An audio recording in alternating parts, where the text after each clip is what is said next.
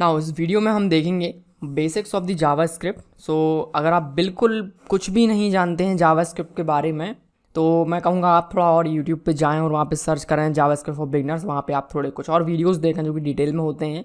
मैं यहाँ पे बहुत ज़्यादा बेसिक्स डिस्कस नहीं करूँगा। ये वीडियो उनके लिए होगा जो पहले से एक प्रोग्रामिंग लैंग्वेज जानते हैं, कोई भी एक प्रोग्रामिंग लैंग्वेज, वो जानते हैं वेरिएबल्स कैसे क्रिएट किए जाते हैं, आप जानते हैं कैसे फंक्शंस क्रिएट किए जाते हैं किसी और प्रोग्रामिंग लैंग्वेज में, और आप जावास्क्रिप्ट में नए हैं तो फिर आप इस वीडियो को देख सकते हैं, कोई प्रॉब्लम। लेकिन अगर आप किसी भी प्रोग्रामिंग लैंग्वेज को नहीं जानते हैं तो उस केस में ये बिगनर्स के लिए नहीं होगा। ओके, तो मैं रिकमेंड करूँगा आप यूट्यूब पे जाएँ, और भी कुछ वीडियोज़ हैं जो बिगनर के लिए हैं, उसको आप देख सकते हैं। तो ये वीडियो उनके लिए है जो एक प्रोग्रामिंग लैंग्वेज पहले से जानते हैं और वो जावास्क्रिप्ट पे अब पहली बार आए हुए हैं, उनके लिए। अगर आप जावास्क्रिप्ट जानते हैं, जावास्क्रिप्ट के साथ आपने थोड़ा बहुत काम किया है, तो आप इस वीडियो को स्किप कर सकते हैं। ओके, नाउ स्टार्ट करते हैं। सो हमने यहाँ पे देखा index.html में कि हम कैसे जावास्क्रिप्ट फाइल को एक HTML फाइल के साथ लिंक करके वो जावास्क्रिप्ट कोड है उसको ब्राउज़र पे रन करते हैं। नाउ यहाँ पे हम देखेंगे बेसिक्स ऑफ द जावास्क्रिप्ट, जहाँ पे हम सीखेंगे वेरिएबल्स कैसे क्रिएट किए जाते हैं इन जावास्क्रिप्ट, फंक्शंस कैसे क्रिएट किए जाते हैं, लूपिंग, इफ एल्स, ये सारी चीज़ें कैसे की जाती हैं, और भी जो भी रिक्वायर्ड है डॉम को मैनिपुलेट करने के लिए जो बेसिक्स ऑफ द लैंग्वेज वो हम यहाँ पे सीखने जा रहे हैं। तो यहाँ पे मैं एक फोल्डर क्रिएट कर लेता हूँ। जो पहला एग्जाम्पल था index.html का, उसको मैंने वन फोल्डर के अंदर इंसर्ट कर दिया है। देन मैं यहाँ पे एक और एग्जाम्पल, एक और नया फोल्डर क्रिएट कर रहा हूँ। मैंने इसको लिखा to_js basics, JS बेसिक्स। ये सेकंड एग्जाम्पल है, वहाँ सेकंड चैप्टर है हमारे इस सीरीज़ का। इसके अंदर मैं सारे एग्जाम्पल्स रहूँगा बेसिक्स के। ना इसके अंदर मैं एक फ़ाइल क्रिएट कर रहा हूँ। मैं इस फाइल को नाम दूंगा variables.html, और इस variables.html में मैं एक बेसिक HTML टेम्पलेट क्रिएट कर लेता हूँ। ना यहाँ पे मैं लिखूँगा h1 क्रिएट कर लेता हूँ मैं, जस्ट इसको मैंने यहाँ पे कहा वेरिएबल्स। ओके, ना इसको हमने सेव किया। डॉक्यूमेंट का टाइटल चेंज कर सकते हैं, तो टाइटल में हमने लिखा वेरिएबल्स। ना एक जावास्क्रिप्ट क्रिएट करेंगे इस variables.html के लिए, तो मैं यहाँ पे एक और फाइल ऐड करूँगा। इस फाइल को नाम दूंगा variables.js, या फिर मैं यहाँ पे JS अलग से क्रिएट ना करके मैं डायरेक्टली हेड के अंदर क्रिएट कर लेता हूँ। तो मैंने यहाँ पे लिखा है स्क्रिप्ट, और इसके अंदर हमें स्क्रिप्ट लिखेंगे क्योंकि हमें बेसिक एग्जाम्पल क्रिएट करने, बहुत ज़्यादा जावास्क्रिप्ट नहीं लिखना है, तो इसलिए मैं अलग से फाइल क्रिएट नहीं कर रहा हूँ। मैं इसी के अंदर हेड टैग के अंदर ज़्यादा जावास्क्रिप्ट लिखने जा रहा हूँ। सो यहाँ पे अगर मैंने लिखा console.log, और इसको हम चेक करेंगे ये काम करता है कि नहीं, तो हमने यहाँ पे लिखा वेरिएबल एग्जाम्पल एंड सेव किया। ना मुझे इसे रन करना है अपने इस HTML फाइल को। राइट क्लिक करेंगे एंड देन फाइल एक्सप्लोरर में ओपन करेंगे, एंड देन इस पर डबल क्लिक करके हम इसको रन करेंगे ब्राउज़र पे। सो जो कंसोल होगा उसमें जो हमने प्रिंट किया है वो हमको यहाँ पे शो होगा। तो इंस्पेक्ट पे जाएंगे और यहाँ पे जो डेव टूल है कंसोल का वो ओपन हो चुका है। क्लिक करेंगे कंसोल पे, एंड जो जावास्क्रिप्ट लिंक किया था, लिंक नहीं किया है, हेड टैग के अंदर जो स्क्रिप्ट लिखा था उसका जो प्रिंट स्टेटमेंट है वेरिएबल एग्जाम्पल, वो यहाँ पे हमको देखने मिला। तो अब मैं कोई भी चेंजेस करता हूँ मुझे आगे फाइल को रीलोड करना पड़ेगा, तो हमको बार बार ना करना पड़े, रीलोड ना करना पड़े, इसलिए हम यहाँ पे एक टूल का यूज़ करेंगे, एक्सटेंशन इंस्टॉल करेंगे VS कोड में, जिसको मैं कहूँगा लाइव सर्वर। सो सर्च करेंगे एक्सटेंशंस में आके, ये वाला जो आइकन है इस पर हम क्लिक करेंगे, एक्सटेंशंस पे लाइव सर्वर पे क्लिक करेंगे, इसको हम इंस्टॉल कर लेंगे। तो मेरे सिस्टम में पहले से इंस्टॉल्ड है, तो मैं इसे अगेन इंस्टॉल नहीं कर रहा हूँ। आप इसको इंस्टॉल करेंगे, अगर रीलोड रिक्वायर्ड है तो आप रीलोड कर लेंगे। इंस्टॉल करने के बाद आप अपने इस पेज पे आके अगर राइट क्लिक करते हैं और यहाँ पे आता है ओपन विद लाइव सर्वर, आप इस पर क्लिक करेंगे तो ये जो पेज लाइव सर्वर में ओपन हो जाएगा। दूसरा तरीका है, यहाँ पे देखोगे गो लाइव का ऑप्शन है, इस पर क्लिक करोगे डायरेक्टली तो जो ये फोल्डर है वो लाइव सर्वर में ओपन हो जाएगा और ये फाइल यहाँ पे ओपन हो जाएगी इस तरह से।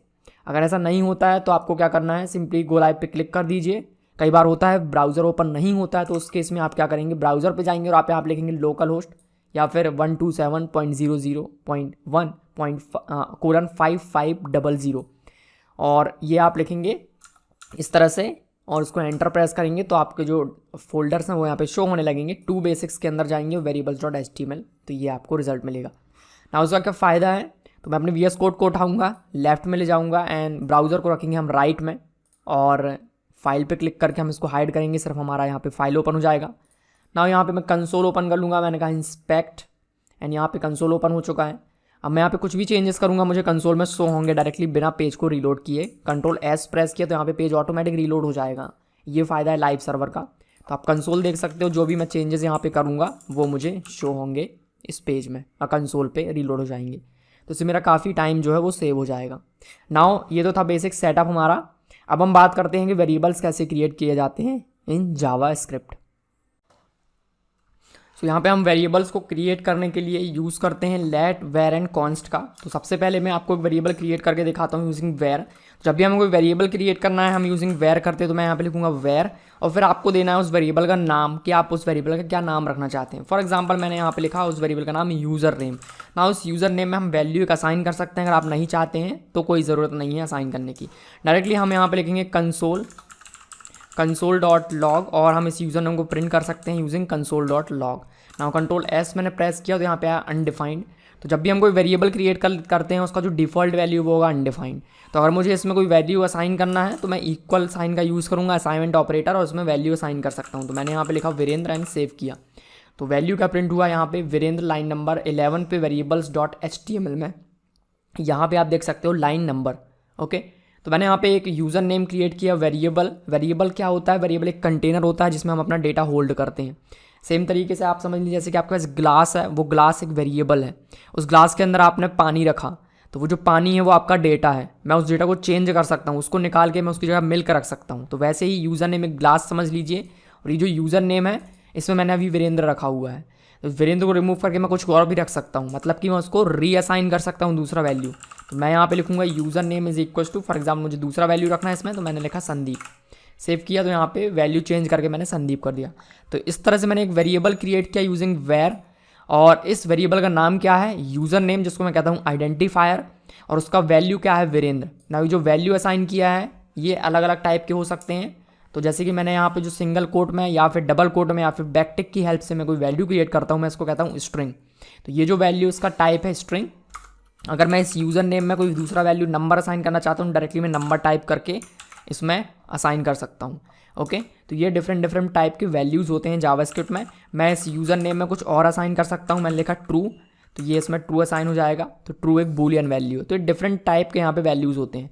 तो ये जो 12 है ये एक नंबर है, तो मैं इसको कहूँगा नंबर, मैं इसको कहूँगा यहाँ पे बूलियन। ये जो संदीप है सिंगल कोड डबल कोड में, मैं इसको कहूँगा स्ट्रिंग। तो ये है एक तरीका वेरिएबल को क्रिएट करने का यूजिंग वेर। ना दूसरा तरीका है यहाँ पे वेरिएबल्स को क्रिएट करने का यूजिंग लेट। तो लेट से कैसे वेरिएबल क्रिएट करते हैं आइए वो समझते हैं। तो सिंपली हमको क्या करना है, यहाँ पे यूजिंग लेट क्रिएट करेंगे तो लिखेंगे हम लेट, और उसके बाद आपके वेरिएबल का नाम। तो मान लीजिए मेरे वेरिएबल का नाम है एज, और इसमें मैंने वैल्यू असाइन किया 90। तो जैसे हमने एज वेर के साथ किया वैसे ही हम लेट के साथ यहाँ पे वेरिएबल को क्रिएट करते हैं। ओके, तो यहाँ पे मैंने यूज़र नेम प्रिंट किया है इसलिए यहाँ पे प्रॉब्लम हुआ है, तो यहाँ पे मैं एज को प्रिंट करूँगा, तो यहाँ पे आया एज 90। ओके, इसमें क्या डिफरेंस है वो हम आगे बात करेंगे, बट अभी आप बस उसको ध्यान रखिए कि हम लेट से कैसे वेरिएबल को क्रिएट करते हैं। सेम जैसे हमने वेर से किया, वेर आपके वेरिएबल का नाम और उसका वैल्यू। तो मैंने यहाँ पे लेट लिखा, लेट से मैंने एक वेरिएबल क्रिएट किया, वेरिएबल का नाम और उसका वैल्यू। ना उसको मैं अगेन असाइन कर सकता हूँ, यस मैं इस एज में एक दूसरा वैल्यू असाइन कर सकता हूँ। सो मैंने लिखा age is equal to 23 and save किया, तो यहाँ पे जो चेंज वैल्यू है वो यहाँ पे प्रिंट हुआ। तो मैं लेट से जब कोई वेरिएबल क्रिएट करता हूँ तो उसका मैं वैल्यू को चेंज भी कर सकता हूँ। तो ये तरीका है लेट से एक वेरिएबल को क्रिएट करने का। नेक्स्ट है हमारे पास कॉन्स्ट। तो यूजिंग कॉन्स्ट में एक वेरिएबल क्रिएट कर सकता हूँ। तो मैंने यहाँ पे लिखा कॉन्स्ट, और कॉन्स्ट में मैं वैल्यू दे देता हूँ। मैंने लिखा मोबाइल इज इक्वल टू, कोई हमने एक वैल्यू उस पर असाइन किया ना, उस मोबाइल को हम यहाँ पे प्रिंट करेंगे। सो सिंपली मैंने यहाँ पे लिखा मोबाइल एंड देन सेव किया। तो क्या आया यहाँ पे जो मोबाइल नंबर है वो प्रिंट हो गया। नाउ जब मैं कॉन्स्ट से एक वेरिएबल क्रिएट करता हूँ तो मैं इसको रीअसाइन नहीं कर सकता। तो कॉन्स्ट जैसे आप बोलते हो कॉन्स्ट, तो इससे क्या पता चलता है हमको, कॉन्स्ट मतलब कांस्टेंट मतलब जिसका वैल्यू हम चेंज नहीं कर सकते। तो ये एक कांस्टेंट वेरिएबल है। तो अभी आपको कोई ऐसा वेरिएबल क्रिएट करना है जिसमें आपने एक बार वैल्यू डाल दिया तो आप दोबारा उसको चेंज नहीं कर सकते। तो अगर ऐसा कुछ अगर आपके पास कंडीशन है तो आप उसके इसमें जो वेरिएबल क्रिएट करोगे वो यूजिंग कॉन्स्ट आप यहाँ पे क्रिएट करोगे। तो हमने यहाँ पे क्या देखा, वेर से अगर हम कोई वेरिएबल क्रिएट करते हैं तो उसका वैल्यू हम चेंज कर सकते हैं। अगर मैं लेट से कोई वेरिएबल क्रिएट करता हूँ तो उसका मैं वैल्यू में चेंज कर सकता हूँ दोबारा, और अगर मैं लेकिन कॉन्स्ट से करता हूँ तो उसका वैल्यू में चेंज नहीं कर सकता। तो आइए इसको चेंज करने की कोशिश करते हैं। तो यहाँ पे हमने लिखा मोबाइल इज इक्वल टू, मैंने एक नया वैल्यू उसको असाइन किया एंड कंट्रोल एस प्रेस किया। तो यहाँ पे क्या है, type error assignment to a constant variable. तो हम कॉन्स्टेंट वेरिएबल को वैल्यू असाइन नहीं कर सकते। ओके, तो यहाँ पे हमने एक डिफरेंस अभी देखा कि हम लेट से या फिर वेर से क्रिएट करते हैं तो हम उसका वैल्यू रीअसाइन कर सकते हैं, लेकिन अगर कॉन्स्ट से करते हैं तो उसको रीअसाइन नहीं कर सकते। जो नेक्स्ट डिफरेंस है इनके आगे का, उसको समझने के लिए पहले हम समझेंगे कि कोड ब्लॉक कैसे क्रिएट किए जाते हैं, फंक्शंस कैसे क्रिएट किए जाते हैं, उसके बाद हम देखेंगे लेट, वेर और कॉन्स्ट में और क्या डिफरेंस है। तो यहाँ पे लेट, वेर एंड कॉन्स्ट में एक डिफरेंस है जिसको समझने के लिए हमें समझना होगा कि स्कोप क्या होता है। तो पहले हमें स्कोप क्रिएट करने के लिए हम यहाँ पे कोड ब्लॉक क्रिएट करेंगे। सो कोड ब्लॉक के बनाने के बहुत सारे तरीके हैं, जैसे कि हम एक फॉर लूप लगा के कोड ब्लॉक क्रिएट कर सकते हैं, इफ़ कंडीशन लगा के कोड ब्लॉक क्रिएट कर सकते हैं, एक फंक्शन क्रिएट करके कोड ब्लॉक क्रिएट कर सकते हैं। तो बेसिकली हम यहाँ पे देखेंगे फंक्शन कैसे क्रिएट किए जाते हैं and if condition for loop यहाँ पे देखेंगे। तो यहाँ पे हम एक नया फाइल क्रिएट कर रहे हैं, variables.html है, हमने यहाँ पे एक नया फाइल क्रिएट किया। इस फाइल को मैं कहूँगा फंक्शन, ओके, functions.js, HTML। सो functions.html हमने इसको कहा। यहाँ पे हम बेसिक HTML ऐड करेंगे, सो हमने लिखा HTML5 बेसिक, जो टेम्पलेट होता है वो हमने यहाँ पे ऐड किया। हेड के अंदर हम बॉडी के अंदर लिख देते हैं एक h1, बॉडी के अंदर एक h1 क्रिएट कर देते हैं, जिसके अंदर मैं लिख देता हूँ फंक्शंस। ओके, सेव किया ना। फंक्शंस को रन करना है तो मैं जाऊँगा localhost:5500 पे और यहाँ पे मैं इसको विज़िट करूँगा। सो यहाँ पे आ गया है फोल्डर का नाम, फोल्डर पे जाएंगे, इसके अंदर दो फाइल्स हैं, variables.html, functions.html। फंक्शंस पे जाएंगे तो यहाँ पे जो h1 है वो आ चुका है। कंसोल पे कुछ भी नहीं, क्योंकि कोई जावास्क्रिप्ट मैंने नहीं लिखा हुआ है ना। यहाँ पे हेड के अंदर मैं स्क्रिप्ट ऐड करूँगा। सो हमने ऐड किया स्क्रिप्ट के अंदर हम एक लॉग स्टेटमेंट लगा देते हैं। हमने कहा लॉग और हमने कहा दिस इज़ functions.html, सेव किया, दिस इज़ function.html, कंसोल पे प्रिंट हुआ। now समझेंगे फंक्शन क्या होता है। फॉर एग्जांपल मुझे एक कैलकुलेशन करनी है जिसमें मुझे किन्हीं भी दो नंबर का सम कैलकुलेट करना है। तो किसी दो नंबर का सम कैसे कैलकुलेट करते हैं, पहला क्वेश्चन ये। तो अगर मैं कंसोल पे आता हूँ, कंसोल पे हम अर्थमेटिक ऑपरेटर्स को यूज़ कर सकते हैं। तो मेरे पास अगर एक नंबर है 12, उसमें मैं प्लस करके अगर 23 यूज़ करता हूँ, तो प्लस अगर हम यूज़ करते हैं अर्थमेटिक ऑपरेटर प्लस, इसके हेल्प से हमें सम मिल जाएगा। तो यहाँ पे क्या आया 35, ओके। तो मैंने अभी डायरेक्ट किया 12 + 23। अब मैं इनको एक वेरिएबल में होल्ड कर सकता हूँ। तो मैंने देखा लेट, कॉन्स्टेंट, वेर से मैं वेरिएबल्स क्रिएट करता हूँ। तो कोई भी यूज़ कर सकते हैं। मैं अभी यहाँ पे दिखाता हूँ कॉन्स्ट से। तो मैंने कहा कॉन्स्ट, एक नंबर मान लीजिए x है, x में मैंने 12 असाइन किया, तो एक वेरिएबल बनाया x। दूसरा वेरिएबल क्रिएट करते हैं कॉन्स्ट y = हमने इसमें असाइन किया 90। नंबर से दो नंबर हो गए हैं, पहला x, दूसरा है y। ना मैं इनको ऐड करना चाहता हूँ, तो मैंने यहाँ पे एक और वेरिएबल बनाया जिसमें मैं इसका आंसर होल्ड करूँगा। सो मैंने यहाँ पे लिखा x y = कॉन्स्ट z, या फिर मैंने कहा आंसर = हमने कहा x + y। तो x में जो वैल्यू है उसको मैंने प्लस किया y में जो वैल्यू है, तो जो भी रिजल्ट है वो आंसर में होल्ड जाएगा। अब आंसर की क्या वैल्यू उसको मैं देखूंगा, तो आंसर = 102। तो ये तरीका है सम करने का। वैसे ही हम अलग अलग ऑपरेटर्स का यूज़ करके यहाँ पे कैलकुलेशन से वो कर सकते हैं, अर्थमेटिक ऑपरेशंस परफॉर्म कर सकते हैं। जैसे कि x - y -78, x + y 102, x multiplied के लिए हम एस्ट्रस का यूज़ करेंगे, y तो कितना आया, ये आ गया आंसर। ना मैं x को डिवाइड करना है, तो x डिवाइड के लिए हम स्लैश का यूज़ करते हैं एंड देन y, तो क्या आया 0.133। तो ये कुछ अर्थमेटिक ऑपरेटर्स हैं बेसिक। तो उम्मीद है आपको ये पता होंगे, ओके। नाउ चलते हैं वापस कंसोल में, तो एक बार इस पेज को रीलोड कर लेते हैं। नाउ अपने कंसोल नहीं, वापस आते हैं HTML में, स्क्रिप्ट के अंदर। नाउ यहाँ से मैं क्या करना चाहता हूँ, दो नंबर को ऐड करना चाहता हूँ। तो मेरे पास एक वेरिएबल है, मैंने यहाँ पे लिखा कॉन्स्ट, पहले वेरिएबल का नाम है x, उसमें मैंने कोई वैल्यू इंसर्ट किया 20। मेरे पास दूसरा वेरिएबल है y, ये वेरिएबल मैं एक के बाद एक डायरेक्टली भी क्रिएट कर सकता हूँ। कैसे, तो x, x = 12 कॉमा करके मैं कहूँगा y = 14। तो मैं इस तरह से भी जो वेरिएबल्स हैं एक के बाद एक डायरेक्टली क्रिएट कर सकता हूँ, बार बार कॉन्स्ट लिखने की ज़रूरत नहीं है। सो नाउ इन दोनों को प्रिंट करता हूँ एक बार। सो मैंने यहाँ पे लिखा console.log एंड x, y को हम प्रिंट करेंगे। सो यहाँ पे क्या आया 12 एंड 14। तो इस तरह से मैंने यहाँ पे दो वेरिएबल्स को क्रिएट किया। ना मुझे इसका सम करना है, तो बेसिकली मैं यहाँ पे कहूँगा कॉन्स्ट, मैंने यहाँ पे लिखा कॉन्स्ट, और मुझे इसका सम करना है तो मैं यहाँ पे लिखूँगा जो आंसर है, सम में मैंने उसको होल्ड किया, मैंने कहा सम = x + y किया, ओके, x + y। तो जो भी आंसर होगा वो मुझे यहाँ पे प्रिंट करना है। सो मैंने यहाँ पे लिखा console.log। सो console.log में मैं सम को प्रिंट करूँगा, तो जो भी आंसर है वो मेरे पास आ चुका है। अब यहाँ पे मुझे क्या करना है, बेसिकली ये जो सम है इसको मुझे डबल करके रिटर्न करना है। तो मैंने एक और वेरिएबल क्रिएट किया, मैंने कहा कॉन्स्ट, और इस वेरिएबल का नाम मैं कुछ भी रख सकता हूँ। मैंने कहा double of sum. Okay, so double of sum क्या होगा, मैंने यहाँ पे लिखा सम मल्टीप्लाइड बाय 2, तो ये आ गया। तो जो भी डबल ऑफ सम है वो यहाँ पे मैं प्रिंट करना चाहता हूँ, सो मैंने यहाँ पे लिखा डबल ऑफ सम, सेव किया, क्या होगा 52, परफेक्ट है। सो अब मैं क्या चाहता हूँ, मैं मेरे पास कोई दूसरे एक्स और वाई नंबर्स हैं जिनका मैं सम करना चाहता हूँ, तो मैं इनको फिर से यहाँ पे कॉपी करूँगा, मैं इनको यहाँ पे कॉपी करूँगा और फिर से मैं इनको यहाँ पे पेस्ट करूँगा और मैं जस्ट इनका वैल्यूज़ को चेंज करूँगा।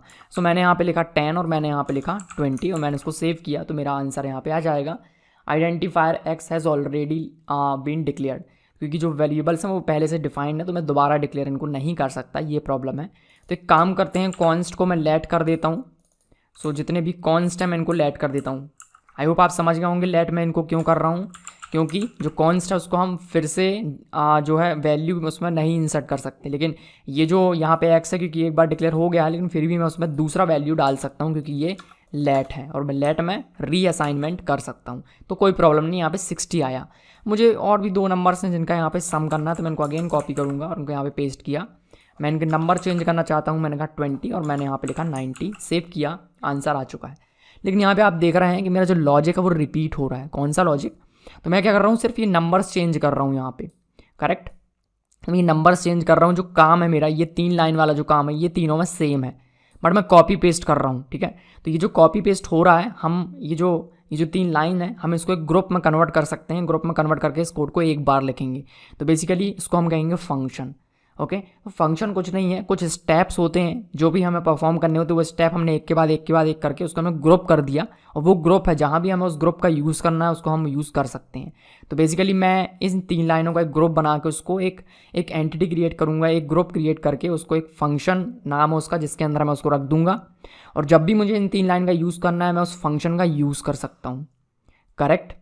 तो देखते हैं इसको कैसे करना है। तो अब मुझे ये जो लाइन है वो 3 बार लिखने की ज़रूरत नहीं है, तो मैं क्या करूँगा, मैं इसको यहाँ से रिमूव करूँगा और अब ये जो 3 लाइन है जो बार बार रिपीट हो रही है मैं उसको यहाँ से कट करके फंक्शन क्रिएट करूँगा। फंक्शन कैसे क्रिएट किया जाता है, सो पहले तो उसको ग्रुप करेंगे। ग्रुप करने के लिए हम एक 2 कर्ली ब्रैकेट का यूज़ करते हैं और इसको इस तरह से लिखेंगे। तो इस तरह से क्या होगा, ये जो 3 लाइन है ये 3 लाइनों का एक ग्रुप बन गया। ये 3 स्टेप थे, इन 3 स्टेप्स का एक ग्रुप बना दिया। तो अभी एक एंटिटी में मैंने रैप किया।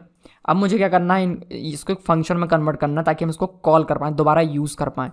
तो उसको अगर मुझे दोबारा यूज़ करना है इन 3 लाइन का, तो एक इसके लिए एक नाम होना चाहिए जिसकी हेल्प से मैं इसको दोबारा एक्सेस कर पाऊँ आगे। तो हम यहाँ पे फंक्शन क्रिएट करने के लिए फंक्शन सिंटैक्स होता है, फंक्शन लिखेंगे पहले हम यहाँ पे फंक्शन और फिर फंक्शन का नाम। फंक्शन का नाम क्या रखना, तो ये क्या करता है, डबल करता है कि नहीं 2 नंबर के सम का। सो मैंने कहा double of sum. Okay, double of sum मैंने कहा फंक्शन का नाम। इसके बाद हम ओपन क्लोज 2 स्मॉल ब्रैकेट्स का यूज़ करेंगे, then curly bracket and then उसके अंदर ये कोड लिखेंगे। तो ये हमने एक फंक्शन क्रिएट किया। अब मुझे जब भी इस फंक्शन का यूज़ करना है मैं इसको कॉल कर सकता हूँ। ओके, कैसे करेंगे, तो यहाँ पे जो एक्स और वाई है मैं उसको यहाँ से कट करूँगा, मैं इनको ऊपर यहाँ पे डिफाइन कर देता हूँ टॉप पे। अब मैं यहाँ पे क्या करूँगा, मैंने यहाँ पे लिखा let X comma X is equal to मैंने इसको कहा 10 एंड देन मैंने यहाँ पे लिखा y is equal to 20। Okay, तो ये फंक्शन क्या करेगा, डबल करेगा। बट अब ये फंक्शन जस्ट हमने डिफाइन किया है, इसको हम कहते हैं फंक्शन को डिफाइन करना। मैंने उसको कॉल नहीं किया है, तो बस मैंने बताया है कि इसमें क्या क्या स्टेप्स होंगे, बट मैंने इसको एग्जीक्यूट नहीं किया। तो एग्जीक्यूट करने के लिए इस फंक्शन को कॉल करना होता।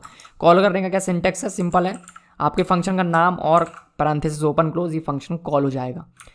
सेव किया मैंने फाइल, क्या हुआ, ये फंक्शन कॉल हुआ। इसका मतलब ये है कि जो वेरिएबल्स हैं वो पहले क्रिएट हो गए, फिर उसको यहाँ पे डेफिनेशन हमने क्रिएट किया, हमने कॉल नहीं किया। एट दिस लाइन नंबर 21 पे मैंने फंक्शन को कॉल किया। जब मैंने फंक्शन को कॉल किया, जब ये 3 लाइन एग्जीक्यूट होंगी, तो जैसे ही मैंने उसको कॉल किया जो फ्लो है वो यहाँ पे आएगा और फिर ये 3 लाइन यहाँ पे एग्जीक्यूट होंगी। पहला लाइन क्या था, sum is equal to X plus Y. Sum कोई वेरिएबल हमने क्रिएट नहीं किया, बट जावास्क्रिप्ट में ऐसा ज़रूरी नहीं है कि आप यहाँ पे लिखो वेर लेट या फिर कॉन्स्ट, बट हम यहाँ पे लिखेंगे लेट। ओके, तो सम मैंने क्रिएट किया, मैंने कहा एक्स और वाई का जो वैल्यू था सम में मैंने डाला, एंड देन मैंने यहाँ पे कहा लेट डबल ऑफ सम का मैंने मल्टीप्लाई बाय 2 किया, स्टोर किया, देन उसको मैंने प्रिंट किया। तो अब क्या करूँगा, मैं सिर्फ ये नंबर मुझे चेंज करने थे, मैं नंबर चेंज करूँगा और उस फंक्शन को कॉल कर दूँगा। ओके, तो चलते हैं नेक्स्ट लाइन में। मैंने यहाँ पे मुझे इसको चेंज करना है, मैंने कहा X is equal to 10 and Y is equal to मैंने यहाँ पे लिखा अगेन 90। नाउ मैं डबल ऑफ सम को कॉल करूँगा, सेव किया, आंसर आया 200। ओके, नाउ अब मैं इसको फिर से कॉपी करूँगा, पेस्ट करूँगा। मुझे नंबर्स चेंज करने हैं, मैंने यहाँ पे नंबर को चेंज किया। मैंने नंबर को चेंज किया, डबल ऑफ सम को कॉल किया, आंसर था मेरा वो आ चुका है। तो मैंने यहाँ पे क्या किया, जो 3 लाइन थी उसको मैंने एक बार बनाया, लेकिन उसका यूज़ कितनी बार कर रहा हूँ, जितनी बार आप चाहो उतनी बार कर सकते हो। तो अगर मैं फंक्शन क्रिएट नहीं करता तो मुझे ये 3 लाइन 3 बार लिखनी पड़ती, मतलब कि 9 लाइन मुझे लिखनी पड़ती। तो मैंने उसको रिड्यूस करके एक बार मैंने 3 लाइन का ग्रुप बना दिया, इसको मैं कहता हूँ फंक्शन क्रिएट किया, और फिर उस फंक्शन को मैंने कॉल किया 3 बार। तो अभी तो 3 बार हम इसको जितनी बार चाहें उतनी बार कॉल कर सकते हैं। तो ये फ़ायदा है फंक्शन क्रिएट करने का।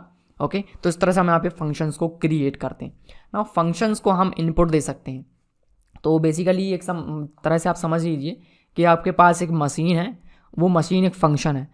उस मशीन का काम है उसको क्या करना है। जैसे कि कॉफ़ी बनाने की मशीन है मान लीजिए, तो आप कॉफ़ी बनाने की जो मशीन है उसको पता करना क्या है ना। तो एक तरह से समझिए एक मशीन है, इसके अंदर आपने बता दिया आपको क्या करना है, ये 3 स्टेप करने हैं। Okay, done. बट कभी कभी क्या होता है, हमें इस मशीन को इनपुट देना होता है। जैसे आपको कॉफ़ी क्रिएट करना है तो उसको देना पड़ेगा कि आपको कितनी चीनी डालनी, कितनी कॉफ़ी डालनी, कितना पानी, कितना दूध है। तो वो हम इस फंक्शन को देंगे। तो वैसे ही सेम तरीके से हम फंक्शन को इनपुट दे सकते हैं। तो अभी ये देखो कि यहाँ पे मैंने वेरिएबल्स डिफाइन किए, मैं इनको बार बार चेंज कर रहा हूँ। तो ज़रूरी नहीं है ऐसा करें, हमारे पास दूसरा ऑप्शन ये है कि हम इस फंक्शन को इनपुट दे दें। तो अभी इस फंक्शन को एक भी इनपुट हमने नहीं दिए हैं, बिना इनपुट के ये डायरेक्टली रन हो रहा है। तो मैं इस फंक्शन को इनपुट दे सकता हूँ एक्स एंड वाई। तो मैं इसको यहाँ से रिमूव करूँगा, इन सबको मैं यहाँ से रिमूव करूँगा। इस फंक्शन को हम इनपुट देंगे कैसे, तो पहला इनपुट है एक्स कॉमा वाई। तो जब भी मैं इस फंक्शन को कॉल करूँगा मैं इसको एक्स और वाई का वैल्यू दूंगा। ठीक है, अब देखिए और आसान हो जाएगा। मैंने कहा डबल ऑफ सम, पहला वैल्यू 12, दूसरा वैल्यू 20। सेव किया, आंसर आपके सामने है। कॉपी किया, नंबर्स को चेंज करते हैं, 20 किया मैंने यहाँ पे, मैंने इसको किया 90, मैंने इसको यहाँ पे किया 900। सेव किया, क्या हुआ, तो मुझे एक्स और वाई की वैल्यू बाहर से चेंज करने की ज़रूरत नहीं है। मैं डायरेक्ट इसको एज अ इनपुट यहाँ पे 2 नंबर्स पास कर रहा हूँ, जिसका ये सम करके मुझे डबल यहाँ पे प्रिंट कर रहा है। ओके, नाउ अब यहाँ पे क्या होता है, जैसे कि मैंने कहा कॉफ़ी मशीन है, कॉफ़ी मशीन को मैंने इनपुट दिया तो वो हमको रिटर्न में क्या करता है, कॉफ़ी देता है। तो ये क्या कर रहा है, प्रिंट कर रहा है। तो हमको प्रिंट नहीं करना है, हमको कुछ रिटर्न में चाहिए, तो हम जरूरी नहीं कि प्रिंट करें, हम इसको रिटर्न कर सकते हैं। सो मुझे यहाँ पे यूज़ करना है रिटर्न कीवर्ड का। रिटर्न की हेल्प से हम इस फंक्शन से कुछ वैल्यू को रिटर्न करते हैं। मुझे क्या रिटर्न करना है, मुझे ये डबल ऑफ सम रिटर्न करना है।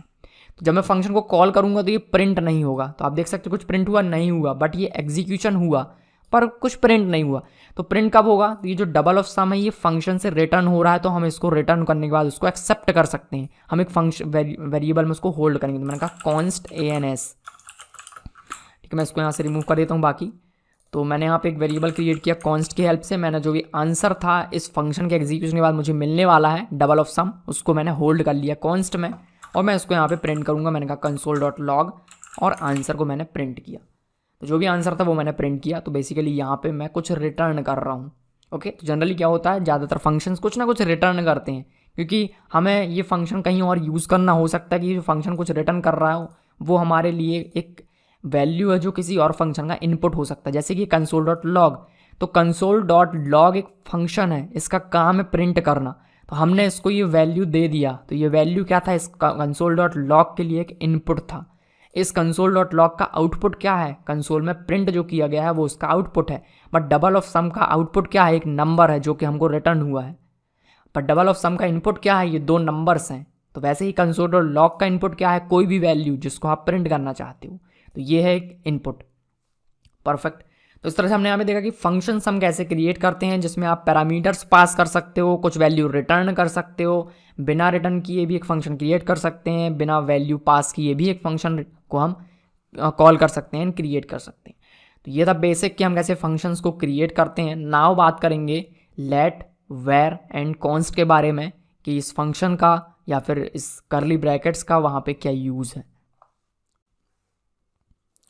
नाउ समझते हैं कि लेट, वेर एंड कॉन्स्ट में एक और ऐसा कौन सा डिफरेंस है जिसको हमें पढ़ने के लिए फंक्शंस की ज़रूरत थी।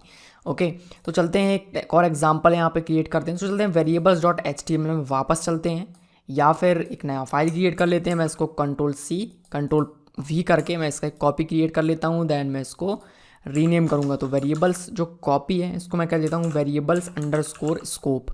ओके, नाउ इस वेरिएबल अंडरस्कोर स्कोप में हमें चेंजेस करने हैं, तो उस फाइल को हम रन करेंगे। वापस जाएंगे रूट डायरेक्टरी में 2js, then functions, variables underscore scope पे जाना है। ये मैंने क्लिक किया तो यहाँ पे प्रिंट हुआ है।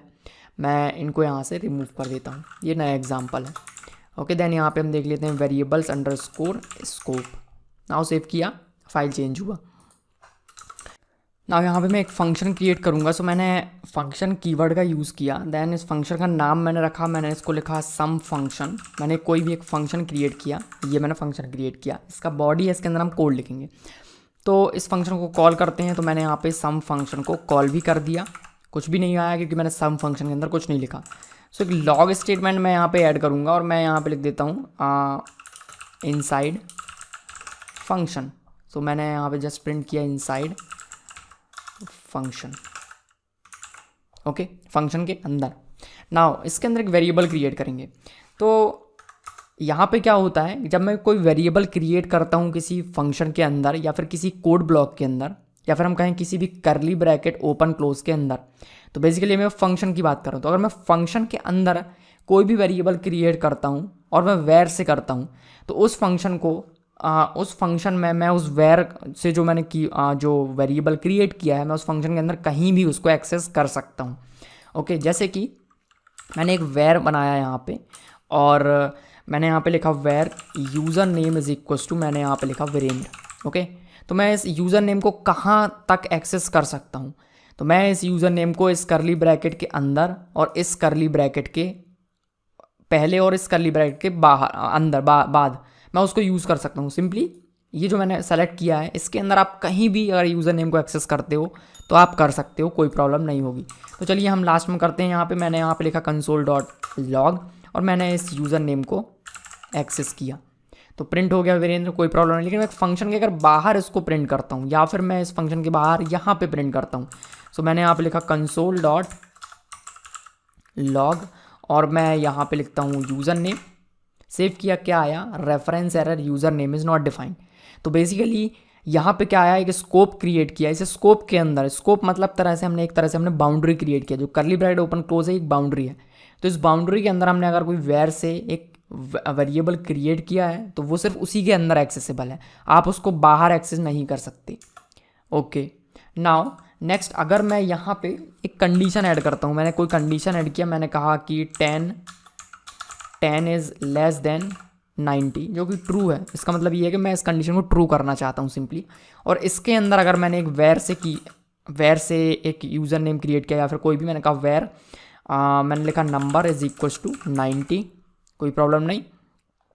अब इसमें आप देखोगे कि ये जो कर्ली ब्रैकेट ओपन क्लोज है, इसके अंदर मैंने एक वेर से एक वेरिएबल क्रिएट किया, तो क्या मैं इसको इस कर्ली ब्रैकेट के बाहर एक्सेस कर सकता हूँ? तो करके देख लेते हैं क्या होता है। सो मैं इसको कर सकता हूँ 90। ओके, तो यहाँ से होता है हमारा डिफरेंस स्टार्ट कि अगर मैं फंक्शन के अंदर मैंने कोई कोड ब्लॉक क्रिएट किया है और उसके अंदर अगर मैंने एक वेरिएबल क्रिएट किया यूजिंग वेर, तो मैं उसको इस फंक्शन के अंदर कहीं भी एक्सेस कर सकता हूँ बट यूजिंग वेर। लेकिन अगर मैं यूजिंग लेट करता हूँ, तो अगर मैंने इसको लेट में कन्वर्ट कर दिया तो मैं इसको एक्सेस नहीं कर सकता। तो जो लेट है वो एक स्कोप्ड वेरिएबल है, वेरिएबल जो वेर है वो भी स्कोप्ड है, बट फंक्शन के लिए वो स्कोप्ड है। ओके, लेकिन अगर मैं इसके अंदर कोई लोकल स्कोप अगेन क्रिएट करता हूँ, अगेन मैंने कर्ली ब्रैकेट ओपन क्लोज किया और उसके अंदर मैं लेट से क्रिएट करता हूँ, तो ये जो लेट है ये सिर्फ इस कर्ली ब्रैकेट के अंदर ही एक्सेसिबल होगा। लेकिन ये जो केस है ये वेर के साथ नहीं होता। अगर मैं इस लेट को वेर में कन्वर्ट कर देता हूँ तो ये वेर इस कर्ली ब्रैकेट के बाहर एक्सेसिबल है, बट इट फंक्शन के बाहर एक्सेसिबल नहीं है। ओके, सेम चीज़ कॉन्स्ट के साथ होती है। अगर मैं इसको कॉन्स्ट में कन्वर्ट कर देता हूँ तो ये इस कर्ली ब्रैकेट के बाहर एक्सेसिबल नहीं है, तो ये इसका स्कोप है। ओके, सो ये तो था लेट एंड कॉन्स्ट का, ठीक है। तो बेसिकली ये क्या है, ये लोकल स्कोप यहाँ पे क्रिएट हुआ और ये है एक फंक्शन स्कोप, ठीक है। तो हमने जब फंक्शन क्रिएट किया तो इस स्कोप को मैं कहूँगा फंक्शन स्कोप, और ये जो मैंने इसके अंदर लोकल ब्लॉक्स क्रिएट किए इसको मैं कहूँगा लोकल स्कोप। ओके, तो अगर मैं एक वेरिएबल क्रिएट करता हूँ इस फंक्शन के अंदर डायरेक्टली, तो मैंने यहाँ पे एक लेट से क्रिएट किया, मैंने कहा let age is equals to something, and एक और कॉन्स्ट क्रिएट करते हैं। कॉन्स्ट मैंने यहाँ पे लिखा phone is equals to again something, कोई एक नंबर यहाँ पे मैंने क्रिएट किया। तो अगर मैंने फंक्शन के अंदर डायरेक्टली इन तीनों को क्रिएट किया, लेट वेर एंड कॉन्स्ट, तो मैं इन तीनों को एक्सेस कर सकता हूँ डायरेक्टली फंक्शन के अंदर कहीं भी, फंक्शन के अंदर कहीं भी। तो मैंने यहाँ पे लिखा user name age and then phone, तो ये प्रिंट हो गए। तो मेरा मतलब है फंक्शन के अंदर कहीं भी, इसका मतलब है फंक्शन के अंदर जब हमने इन दोनों तीनों को डिफाइन किया उसके बाद, तो ये जो केस है ये लेटर कॉन्स्ट के लिए है। तो जब मैं इन दोनों को डिफाइन करता हूँ उसके बाद मैं उसको कहीं भी एक्सेस कर सकता हूँ। ओके, मतलब मैं लाइन नंबर 14 के बाद और लाइन नंबर 17 के पहले मैं इनको कहीं भी एक्सेस कर सकता हूँ। किनको? लेट, कॉन्स्ट एंड वेर को। बट वेर के साथ एक और एक्स्ट्रा कंडीशन है। क्या? हम वेर से जो क्रिएट करते हैं उसको हम इनको डिफाइन करने के पहले भी एक्सेस कर सकते हैं। ग्रेट। तो यहाँ पे मैं क्या कर सकता हूँ, console.log मैंने डिफाइन कहाँ किया, 14, 15 एंड 16 पे, बट मैं पहले इसको एक्सेस कर सकता हूँ, लेकिन किसको? सिर्फ वेर को। तो अगर मैं यहाँ पे लिखता हूँ यूज़र नेम, सेव किया, क्या आया? अनडिफाइंड, बट कोई एरर नहीं आया। लेकिन अगर मैं यूज़र नेम की जगह पे एज को एक्सेस करता हूँ, एरर आएगा। क्या? कि पहले उसको हमने बनाया नहीं, वो पहले ही हम उसको एक्सेस कर रहे हैं। सेम चीज़ फ़ोन के साथ है, हमने उसको बनाया नहीं, हम उसको पहले ही एक्सेस कर रही है, एरर आया। तो मैं वेर को अगर किसी फंक्शन के अंदर डिफाइन करता हूँ या फिर मैं बाहर कहीं पे भी डिफाइन करता हूँ, और अगर मैं उसको पहले एक्सेस करना चाहता हूँ मैं कर सकता हूँ। ओके, लेकिन लेट और कॉन्स्ट को डिफाइन करने के बाद ही आप एक्सेस कर सकते हो, पहले एक्सेस नहीं कर सकते। ओके, तो मैं इसको यहाँ से अभी रिमूव कर देता हूँ। नाउ नेक्स्ट यहाँ पे ये है कि अगर मैं इस फंक्शन के बाद, मैंने क्या कहा, इस फंक्शन के अंदर मैंने अगर इसको डिफाइन किया और उसके बाद मैं इसको कहीं एक्सेस करना चाहता हूँ, मैं कहीं भी कर सकता हूँ। तो अगर मैंने मान लीजिए यहाँ पे इफ़ एक ब्लॉक क्रिएट किया, इफ़ ब्लॉक क्रिएट किया, इसके अंदर मैंने लिखा ट्रू, तो इफ़ ब्लॉक के अंदर ये तीनों एक्सेसिबल होंगे, यस। तो मैं इसको यहाँ से कट करता हूँ और मैंने इसको यहाँ पे पेस्ट किया, तीनों एक्सेसिबल हैं, यस। क्यों एक्सेसिबल हैं? क्योंकि ये मैंने पहले डिफाइन कर दिया, उसके बाद मैं इसको एक्सेस कर रहा हूँ, तो मैं उसके बाद कहीं भी एक्सेस कर सकता हूँ, नो प्रॉब्लम। ना चलिए एक और यहाँ पे एक्सरसाइज करते हैं। मैंने एक वेरिएबल क्रिएट किया, let X is equal to 90। तो मैं इस एक्स को कहाँ एक्सेस कर सकता हूँ? इस एक्स को मैं इसके बाद एक्सेस कर सकता हूँ। क्या इस कर्ली ब्रैकेट की? तो नहीं, ये लोकल स्कोप क्रिएट करता है, इसके पास में जो कर्ली ब्रैकेट ओपन क्लोज है मैं सिर्फ वहीं तक उसको एक्सेस कर सकता हूँ। सो अगर मैंने इसको यहाँ पे एक्सेस करने की कोशिश की, एक्स को, एरर आएगी।